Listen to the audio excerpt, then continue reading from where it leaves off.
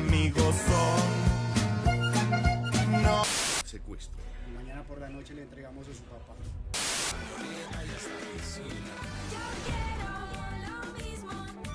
Quiero tomarme el mundo entero. Caballero, dicen que en todo eso hay cosas paranormales. Situaciones también ahora en el departamento de Santander. Este es el panorama.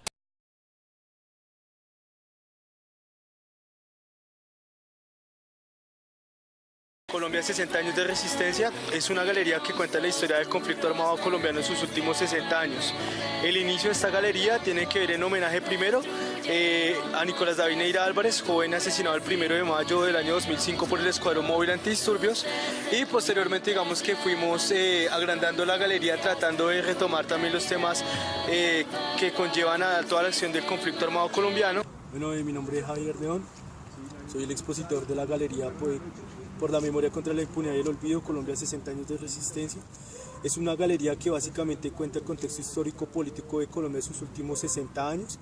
Está dividido en 3 partes. La primera, una acción cronológica del conflicto armado en Colombia, los actores, sus dinámicas, causas y orígenes. Una segunda parte, aquella que nos habla acerca de los relatos de las víctimas a partir de lo que se ha dado en este conflicto armado, teniendo en cuenta que en estos últimos 60 años se han efectuado más de 200.000 víctimas, de las cuales el 80% es población civil, según lo referencia a investigaciones del Centro Nacional de Memoria Histórica. Y en tercera parte, después de los relatos, venimos a mostrar una serie de fotografías de archivo conocidos a nivel general por distintos fotógrafos, medios masivos de comunicación, donde hacemos y resaltamos como momentos históricos dentro del marco del conflicto armado colombiano. Y también digamos que de sucesos importantes que han pasado relativamente frente al proceso de conflicto armado y que se dan en Colombia diariamente. Como bien sabemos, según las investigaciones realizadas por el Centro de Memoria Histórica, en el informe Basta Ya, en estos últimos 60 años hay más de 200.000 víctimas, de las cuales más del 80% es población civil. Son precisamente esas víctimas de todos los actores, ¿no? Manejamos víctimas de crímenes de Estado, víctimas de guerrillas de la FARC, víctimas por parte de grupos paramilitares o narcoparaestatales, que nos cuentan algunos de sus relatos de cómo se han visto afectados por la guerra en el marco del conflicto armado. También digamos que la galería lleva más de 6 años en un proceso, digamos, autogestionado. No le pedimos al gobierno inclusive que nos dé una mano con las fotos, no necesitamos nada del gobierno, esto es autogestionado. Por mi parte soy el expositor, pero la galería fundamentalmente le pertenece al pueblo, es como algo que quiero resaltar mucho. La galería no es mía, la galería es pues de todos aquellos que se quieran acercar a verlo, tanto la Galería por la Memoria como la galería de Carlos Castaño Martínez el Bueno, quien maneja la galería que se llama Realidades porque el ojo y el lente no mienten. Consideramos que la Galería de la Memoria está muy ligada al tema que se está presentando ahorita en La Habana, específicamente con el punto 5, que es el tema de las víctimas. El tema de las víctimas está pasando por un momento coyuntural en La Habana y pensamos que es necesario llegar a una paz verdadera, una paz con justicia social. Digamos que nosotros sabemos que se están debatiendo 5 puntos fundamentales ahorita en el proceso de La Habana, de los cuales pensamos que 2 son fundamentales en el proceso que muestra la galería por todo Colombia autogestionadamente.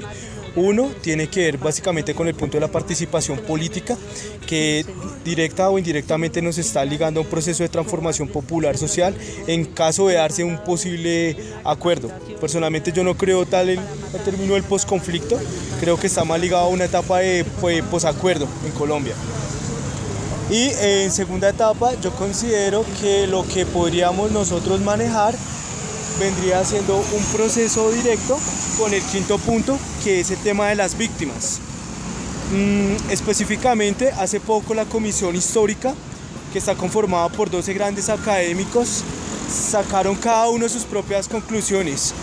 Es una mesa, digamos, que se resalta mucho, es una de las mesas que más ha tenido como impacto a nivel nacional latinoamericano, por todo el proceso que tuvo que ver distintas miradas desde la academia. personas que indudablemente tienen posturas críticas sociales y de la realidad totalmente distintas. Entonces, esta mesa lo que hizo fue cada cual mostrar sus orígenes, sus causas de cómo pensaban según sus estudios que podrían ser las causas de cada uno de los procesos de este conflicto armado. Y nos da como respuesta, digamos, un interesante análisis frente al proceso de construcción política, social, verdadera en Colombia.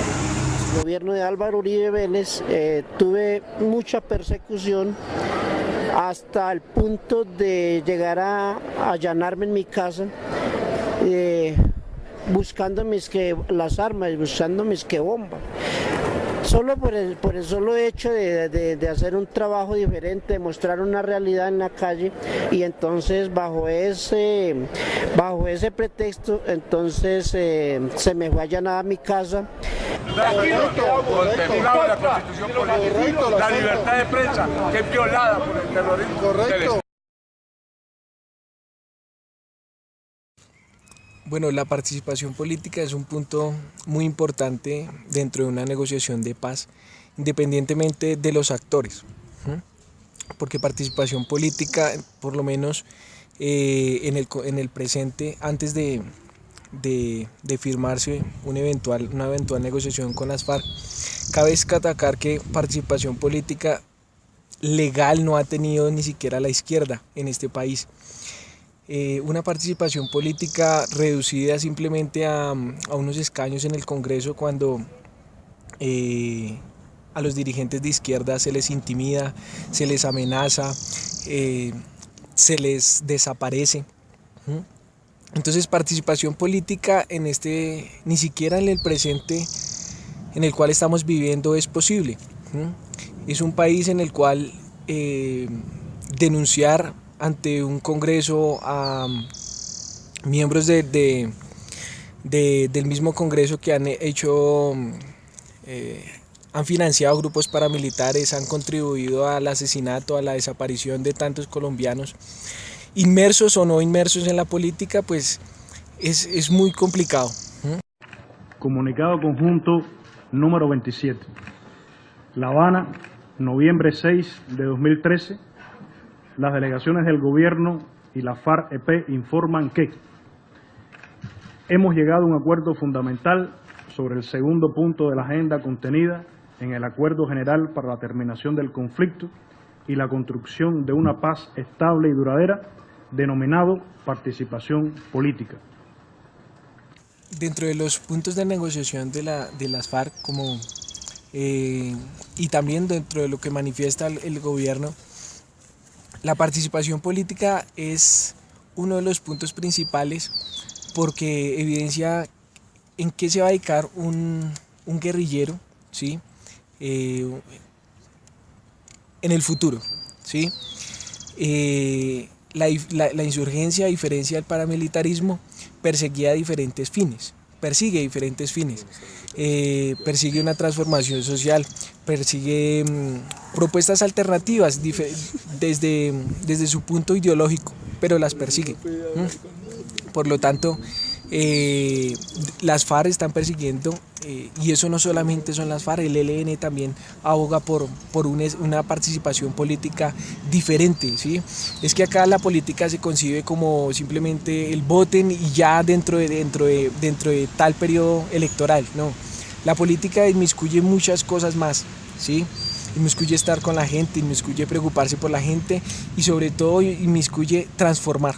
Y eso es lo principal dentro de la política, venga de donde venga. Entonces, el gobierno, digamos, este gobierno hay que destacarle una voluntad, ¿sí? Por lo menos para hablar. Lo que podemos observar es básicamente, digamos, que Colombia necesita urgentemente un cambio que es muy difícil que se dé en La Habana. Pienso yo que es fundamental apostarle al proceso del posacuerdo, pero hay que hacer varios procesos de cambio. La ley colombiana indudablemente está también siendo muy afectada, la ley de víctimas no reconoce a las víctimas de crímenes de Estado, y no considero que así podamos hablar de un proceso de paz equitativo.